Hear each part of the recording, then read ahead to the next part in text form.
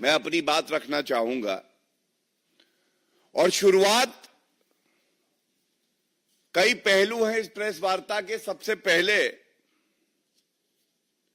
ये कह के करना चाहूंगा कि अब ये ढोंगी फरेबी कट्टर बेईमान पापी आपका कन्वीनर अरविंद केजरीवाल हमारे दिल्ली के बच्चों को भी नहीं बख्शेंगे।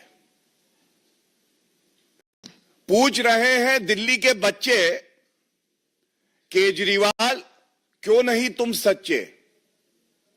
और ये मैं इसलिए कह रहा हूं,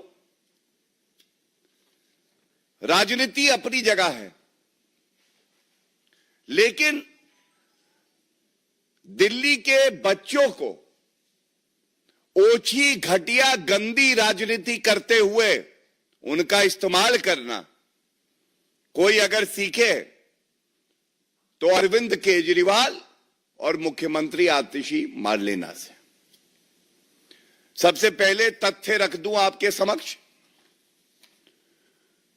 30 दिसंबर 2024 को नेशनल ह्यूमन राइट्स कमीशन, राष्ट्रीय मानवाधिकार आयोग, ये एक आदेश पारित करता है और इस आदेश में जो अरविंद केजरीवाल और आतिशी मार्लेना ने हमारे मासूम बच्चों का वीडियो डाला है, उनको राजनीति में ढकेला है, ये मैं आपके समक्ष बड़ी जिम्मेदारी से रख दूं, उल्लंघन है जुवेनाइल जस्टिस एक्ट का 2015। एक दूसरा, 5 फरवरी 2024 को इलेक्शन कमीशन ऑफ इंडिया की गाइडलाइंस आई कि कोई भी राजनीति में बच्चों का कोई वक्तव्य, उनकी उपस्थिति, उनके द्वारा राजनीतिक बयान देना, इस तरह की गतिविधि नहीं होनी चाहिए। लेकिन बड़े भारी मन से मैं ये कहता हूं, और ये शब्द हैं नेशनल ह्यूमन राइट कमीशन के, जिसके मेंबर ने आदेश पारित किया है कि ये जो एक्स पोस्ट है आतिशी मार्लेना और अरविंद केजरीवाल की, बच्चों को राजनीति में घसीटते हुए उनका दुरुपयोग करके उनके भविष्य को अंधकारमय कर देने का यह कृत्य स्वीकारा नहीं जाएगा और तुरंत इस एक्स पोस्ट को हटाया जाए। एक्स पोस्ट को हटाया जाए, लेकिन जैसा मैंने कहा, ढोंगी और फरेबी, झूठे और मक्कार अरविंद केजरीवाल ने अभी तक इस एक्स पोस्ट को नहीं हटाया है। जो शब्द इस आदेश में हैं, मैं उसको आपके समक्ष रखना चाहूंगा। The participation of children in political campaign activities raises serious concerns. दूसरा, deeply concerned. The National Human Rights Commission is deeply concerned about such exposed. And they take a firm view, as they say, we take a firm view that the aforementioned post should be immediately removed and should be taken down. Immediately. But nothing has been done. So I want to first of all also highlight the real character and anti-children attitude of the Papi Aap, Arvind Kejriwal and Atishi Marlena. It raises 3 very vital issues. Why is Arvind Kejriwal and Atishi Marlena involving our innocent children and violating their dignity, which is their fundamental right, by these campaigns? Is he unsure? Is Arvind Kejriwal aware that he is losing the Delhi elections? Second, Why is Arvind Kejriwal and Atashi Marlena violating the Constitution of India, Article 21, which guarantees personal liberty, dignity to our children? Why is he violating the Juvenile Justice Act? The laws of the country have no meaning for a Chief Minister, Atashi Marlena, who has sworn by the Constitution to protect and preserve it. And third is a question that the citizenry of our country and Delhi is asking. They're asking, why are you playing with young and impressionable minds, and why are they being pushed towards cheap and dirty politics of the Aam Aadmi Party? And it is our duty to insulate these young and impressionable minds from the cheap, dirty and petty politics of the Aam Aadmi Party. And we will continue to do so. We will ensure that Arvind Kejriwal, the destroyer of Constitution, a hater of children, is thrown out of power so that people of Delhi who deserve better have a government which serves them well. इसके बाद मैं कुछ प्रकरण आपके समक्ष रखूंगा। ये पहली बार नहीं है कि अरविंद केजरीवाल ने भारत और दिल्ली के भविष्य, हमारे बच्चों के साथ इस तरह का व्यवहार किया है। आप याद करिए, एक क्लासरूम घोटाला उर्फ बाथरूम घोटाला हुआ था। ये क्या था? इन्होंने कहा कि दिल्ली के बच्चे, हमारे बच्चे अब क्लासरूम में नहीं पढ़ेंगे, ये टॉयलेट सीट में बैठ के टॉयलेट में पढ़ेंगे, क्योंकि टॉयलेट ही क्लासरूम है। ये दूरदर्शिता थी। शराब कारोबारियों के साथ इलू इलू, लेकिन दिल्ली के बच्चों के साथ टॉयलेट में बैठ के टॉयलेट सीट पर बैठो और पढ़ाई करो, क्योंकि यही क्लासरूम है। पॉक्सो एक्यूज्ड खड़ा होना था मुख्यमंत्री जी को, जब ये मुख्यमंत्री थे अरविंद केजरीवाल, बच्चों के साथ। तो इनके मंत्री सत्येंद्र जैन द रेपिस्ट को थेरेपिस्ट बनाए हुए थे, मसाज ले रहे थे जेल की सलाखों के पीछे। इतना प्यार बच्चों से इनका। इसके बाद जो इन्होंने किया है, इस पे मैं जरूर एक टिप्पणी करना चाहूंगा।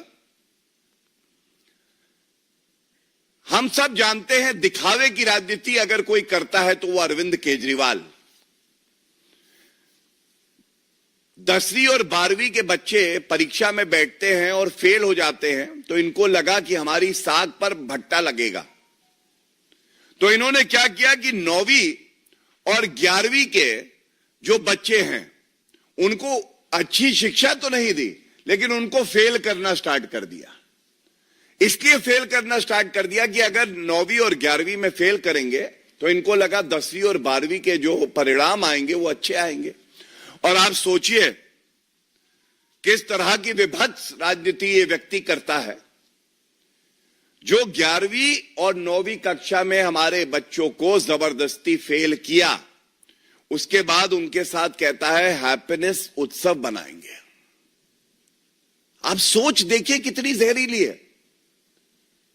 9वीं और 11वीं के बच्चों को पढ़ाकर शिक्षा का अधिकार जो उनको है, क्लासरूम में अच्छी फैसिलिटीज हो, ये सुनिश्चित करना था। लेकिन नहीं, बच्चे हम तुम्हें 9वीं और 11वीं में ही फेल करेंगे और उसके बाद हैप्पीनेस उत्सव बनाएंगे।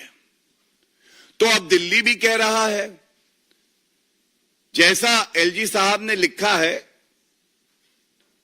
अपनी पार्टी की ही मुख्यमंत्री को अस्थाई मुख्यमंत्री बता रहे हैं।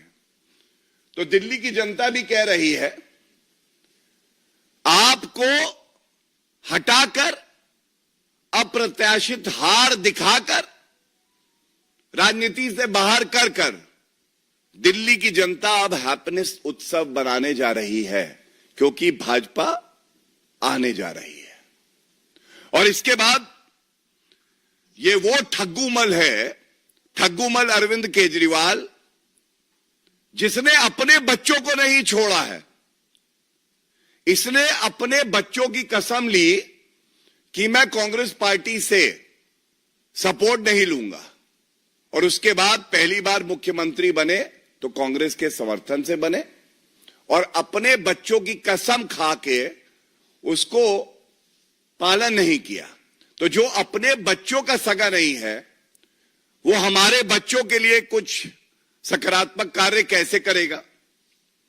और एक मैं आंकड़ा रख के इस बिंदु को समाप्त करूंगा। ये वो ठग्गूमल अरविंद केजरीवाल है, फरेबी, जो कहता था कि मैं 500 नए स्कूल दूंगा दिल्ली को। इसका रिपोर्ट कार्ड क्या है? फेल। 10 साल में एक भी नया स्कूल पापी आपकी सरकार ने नहीं दिया, और 16 ऐसे विद्यालय हैं जो कि बंद हो गए। दिल्ली के स्कूलों की स्थिति यह है कि यहां प्रिंसिपल नहीं है, और करीब 80% ऐसे पद हैं जो रिक्त हैं। 80%। ये आंकड़े मैंने आपके समक्ष इसीलिए रखे क्योंकि ये चिंताजनक है कि जब अरविंद केजरीवाल को लग रहा है कि उसके पैरों के नीचे जमीन नहीं है, तो वो हमारे बच्चों का भी दुरुपयोग कर रहा है, उनको राजनीति में खींच रहा है। और हम इस लड़ाई को लड़ते रहेंगे, क्योंकि आज ये जनता की आवाज है कि ठग्गू अरविंद केजरीवाल, हम अपने बच्चों के भविष्य से तुम्हें कतई खेलने नहीं देंगे। और इसका जवाब दिल्ली की जनता और पूरे भारत की जनता देगी, क्योंकि जब बच्चों की बात आती है तो वही हमारे देश का भविष्य है, और हम लोग इस मुद्दे को बड़ी प्रखरता से उठाते रहेंगे। इसके साथ इस बिंदु पे मैंने अपनी बात रखी। हमने ये भी देखा है किस तरह से जो हिंदू विरोधी सोच थी अरविंद केजरीवाल की, और ये तस्वीर आपको दिखाता हूं मैं। ये तस्वीर देखिए, मौलाना अरविंद केजरीवाल, ऐसा कोई सगा नहीं जिसे अरविंद केजरीवाल ने ठगा नहीं। तो ये वो अरविंद केजरीवाल हैं जो हमारे लिए जो पवित्र स्वास्तिक चिन्ह है, और झाड़ू इनका चुनाव चिन्ह है, तो झाड़ू स्वास्तिक को मारा जा रहा है। अब ये कहने की बात आएगी कि ऐसा क्या हुआ, ऐसा क्या हुआ। हिंदू विरोधी अरविंद केजरीवाल अब नए नए वादे गढ़ के आए हैं। ऐसा इसलिए हुआ क्योंकि अरविंद केजरीवाल को यह पता चल गया है कि झूठे वादे जो इन्होंने किए थे वो पूरे नहीं हुए हैं, और इनका राजनीतिक जीवन जो है, जो करियर है, ये समाप्त होने वाला है। तो अब खोई हुई जमीन बचाने के लिए क्या करें? नए झूठे वादे लाओ। जैसा मैंने आपको स्कूल के बारे में बताया, वो एक झूठा वादा था। उसके अलावा इन्होंने कहा कि 8 लाख नौकरी देंगे हम सरकारी 5 साल में, और 2015 से 20 के बीच का आंकड़ा है तो 440 को रोजगार दिया है इन्होंने। इसी तरह से इन्होंने बात करी थी कि हम चिकित्सा बेहतर कर देंगे, अस्पताल बनाएंगे, वो भी नहीं बनाए। और आज जब ये झूठे वादे करते हैं और ये कहते हैं कि हम पुजारियों को, ग्रंथियों को 18,000 रुपए प्रति माह देंगे, तो एक सवाल आता है सबके मन में। अभी कुछ समय पहले तक आप शराब कारोबारियों से प्यार करती थी और मंदिरों के बाहर और गुरुद्वारों के बाहर शराब के ठेके दे रही थी। यही पापी आप, जो हमारे लिए पवित्र स्थल हैं, पूजा स्थल हैं, चाहे मंदिर हो चाहे गुरुद्वारा हो, उसके बाहर शराब के ठेके खुलवा रहे थे ये अरविंद केजरीवाल। और इसीलिए आज ये पूछा जाएगा, हिंदू विरोधी को कैसे याद आ गई सिखों की। मैं एक पंजाबी हूं, मैं भी आहत हुआ था, हमें भी बुरा लगा था कि दलाली करने के लिए जो पवित्र स्थल हैं आपने उसको भी नहीं बख्शा। और यह कहना गलत नहीं होगा, चुनाव की बेला है, अरविंद केजरीवाल का नया झूठ का खेला है। चुनाव की बेला है, अरविंद केजरीवाल का नया झूठ का खेला है। और जनता ऐसा जवाब देगी कि ये भूलेंगे नहीं, क्योंकि जो अभी तक तुष्टीकरण की राजनीति करते थे, जो मौलवियों को कहते थे कि हम 18,000 रुपए प्रति माह देंगे, उनको भी ठग लिया और 17 माह से जो 18,000 रुपए प्रति माह देने थे वो नहीं दिया। तो ये जो ठग्गू मल अरविंद केजरीवाल हैं, झूठे फरेबी मक्कार, मैं देख रहा था इनका एक आज ट्वीट आया है, कह रहे हैं कि हम अच्छा काम कर रहे हैं। आपका रिपोर्ट कार्ड रखने का समय आया है अरविंद केजरीवाल जी, और आपने कितने वादे किए और कितने पूरे किए, ये सवाल हम पूछेंगे। 500 नए स्कूल बनाने थे, नहीं बनाए। 20 नए कॉलेज बनाने थे, नहीं बनाए। 15 लाख सीसीटीवी बनने थे, लगने थे, नहीं लगे। 5,000 नई डीटीसी बसें आनी थी, नहीं आई। 8 लाख नौकरियां देंगे, नहीं किया। 2 लाख शौचालय होने थे, नहीं किया। पूरे दिल्ली में वाईफाई होगा, नहीं हुआ।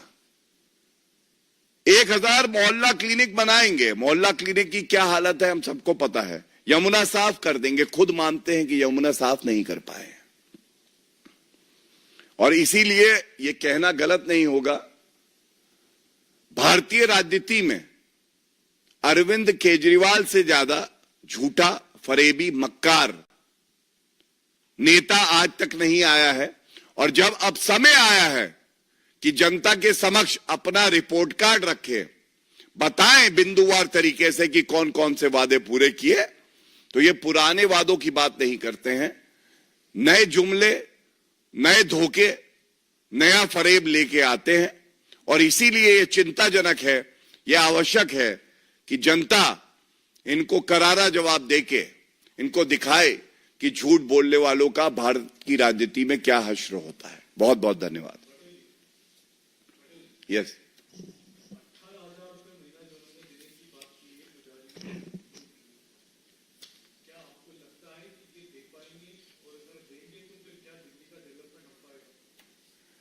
देखिए, Arvind Kejriwal is anti development. Bharatiya Janata party से अरविंद केजरीवाल को सीख लेनी चाहिए।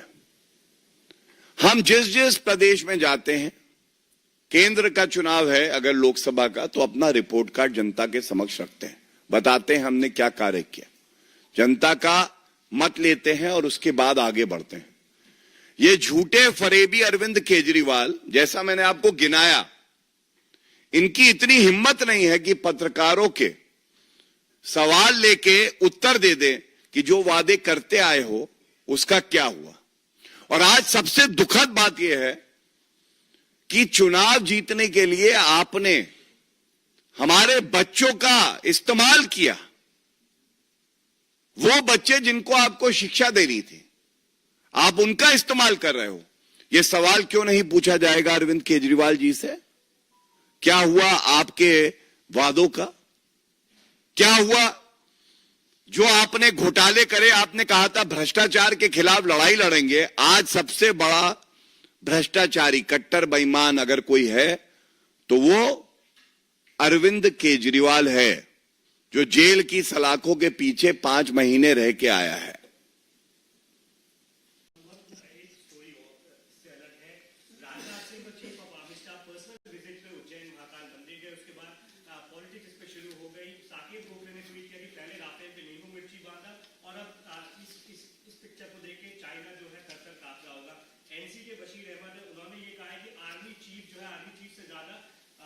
लग रहे हैं टेंपल के, तो पर्सनल विजिट पे रिलीजियस स्टेट पे एक तरह से टॉन्ट मार रही है ऑपोजिशन पार्टी।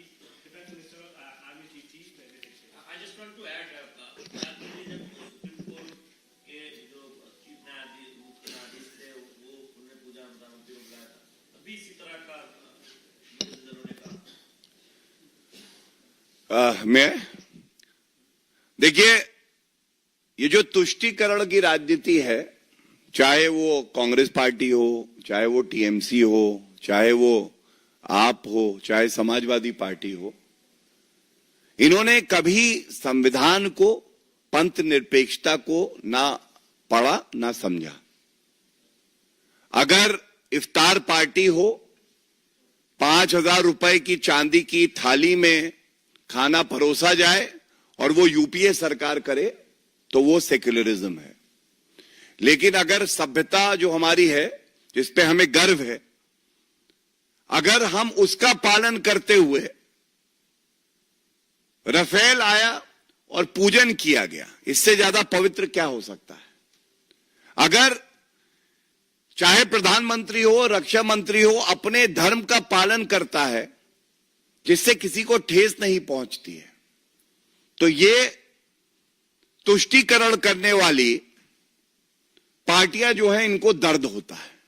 लेकिन मैं इतना ही कहूंगा, मुझे वो सारे तंज याद हैं, मंदिर वहीं बनाएंगे, तारीख नहीं बताएंगे, और फिर मंदिर वहीं बनाया है, तारीख भी बताया है, तुमको भी बुलाया है और तुम नहीं आए क्योंकि तुम्हारे भाग्य में नहीं है, क्योंकि तुम पापी हो, हिंदुओं से नफरत करते हो। और ये कांटा अगर इनको चुभता है तो ये चुभना भी चाहिए, क्योंकि पंथ निरपेक्षता का मतलब ये नहीं होता है कि हिंदू समाज हो, सिख समाज हो, विभिन्न और जो अल्पसंख्यक हैं वो अपने धर्म का पालन नहीं कर सकते हैं। आप संविधान के अनुसार कार्य भी कर सकते हैं और साथ में अपने धर्म का पालन भी कर सकते हैं, इसमें कोई विरोधाभास नहीं है।